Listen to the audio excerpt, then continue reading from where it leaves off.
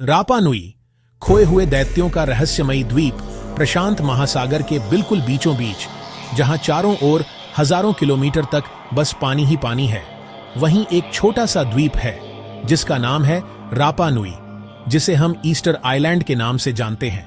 यह द्वीप आकार में बहुत छोटा है, सिर्फ 163 वर्ग किलोमीटर, बट इसके सीने में छुपा है एक ऐसा रहस्य जिसने सदियों से वैज्ञानिकों और इतिहासकारों को हैरान कर रखा है। इस छोटे से द्वीप पर खड़ी हैं 800 से भी अधिक विशाल पत्थर की मूर्तियां, जिन्हें मोआई कहा जाता है। इनकी औसत ऊंचाई करीब 13 फीट और वजन 14 टन के आसपास है। सबसे बड़ी मूर्ति पारो की ऊंचाई 33 फीट और वजन लगभग 82 टन बताया जाता है। सवाल ये है, करीब 700-800 साल पहले इस दूर दराज के द्वीप पर, जहां न लोहे का इस्तेमाल था, न पहिए थे, न कोई आधुनिक औजार, आखिर इन विशाल मूर्तियों को किसने बनाया और क्यों बनाया? साल था 1722, तारीख 5 अप्रैल, ईस्टर संडे का दिन। उस दिन डच नौसेना के कप्तान जैकब रोग्गेवीन पहली बार इस द्वीप पर पहुंचे। उन्होंने चारों तरफ देखा, जमीन पर, पहाड़ियों पर, समुद्र किनारे, हर जगह पत्थर के विशाल चेहरे खड़े थे। कुछ मूर्तियां गले तक मिट्टी में दबी थीं, कुछ ऊंचे टीले पर खड़ी थीं, जैसे आकाश की ओर देखकर किसी अनदेखी शक्ति को ललकार रही हों। स्थानीय किंवदंतियों के अनुसार ये मूर्तियां अपने आप चलकर अपनी जगह पहुंची थीं। कहा जाता है कि उनके पुरोहितों के पास एक रहस्यमयी आध्यात्मिक शक्ति थी, माना, जिससे पत्थरों को हिलाया चलाया जा सकता था। इन मूर्तियों में उनके पूर्वजों की आत्माएं निवास करती थीं, जो पूरे द्वीप की रक्षा करती थीं। एक समय था जब रापा नुई हरा भरा स्वर्ग था। घने जंगल, उपजाऊ जमीन, बहुत सी मछलियां और शांतिपूर्ण समाज। हर कबीला चाहता था कि उसका मोआई बाकी सबसे बड़ा और शानदार बने। धीरे धीरे यह प्रतिस्पर्धा विनाश में बदल गई। उन्होंने इतने पेड़ काटे कि पूरा द्वीप लगभग उजड़ गया। जंगल नष्ट हो गए, नावें बनना बंद हो गईं, मछलियां कम हो गईं, और फिर शुरू हुआ आपसी संघर्ष और भूखमरी का दौर। लोग निराश हो गए। उन्हें लगा उनके पूर्वजों की आत्माएं अब उनकी रक्षा नहीं कर रहीं, और तभी शुरू हुआ मोआई तोड़ने का दौर। कभी जिन मूर्तियों को उन्होंने श्रद्धा से बनाया था, वही उनकी नाराजगी का शिकार बनने लगी। पर कहानी यहीं खत्म नहीं होती। मोआई युग के पतन के बाद रापा नुई में एक नया अध्याय शुरू हुआ, टंगाटा मानू या बर्डमैन कल्ट।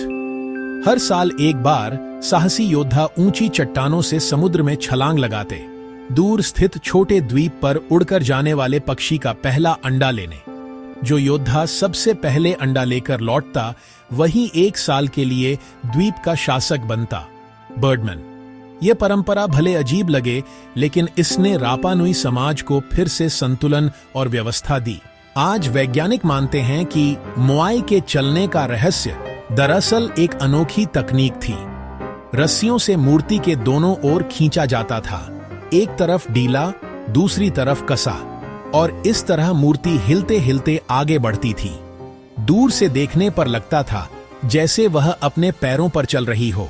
फिर भी कई सवाल अब भी अनसुलझे हैं। ज्यादातर मूर्तियां द्वीप के अंदर की ओर क्यों देख रही हैं? कुछ अधूरी मूर्तियां अब भी अद्भुत, और वो रहस्यमयी लिपि रोंगो रोंगो, जिसे आज तक कोई पढ़ नहीं पाया। क्या वो किसी खोई हुई प्राचीन सभ्यता का संदेश है?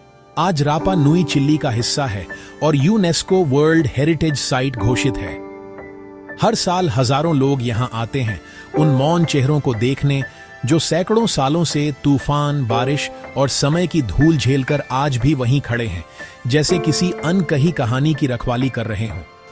कुछ लोग कहते हैं, मोई हमें यह सिखाते हैं कि घमंड और लालच अंत में किसी भी सभ्यता को नष्ट कर देता है। और कुछ कहते हैं, ये मूर्तियां इस बात का प्रमाण है कि इंसान चाहे कितना भी छोटा या अकेला क्यों ना हो, अगर उसकी इच्छा दृढ़ हो तो वह असंभव को भी संभव कर सकता है। रापा नुई आज भी वहीं खड़ा है, समुद्र की हवाओं में फुसफुसाता हुआ, हम थे, हम हैं, और हम कभी खोएंगे नहीं।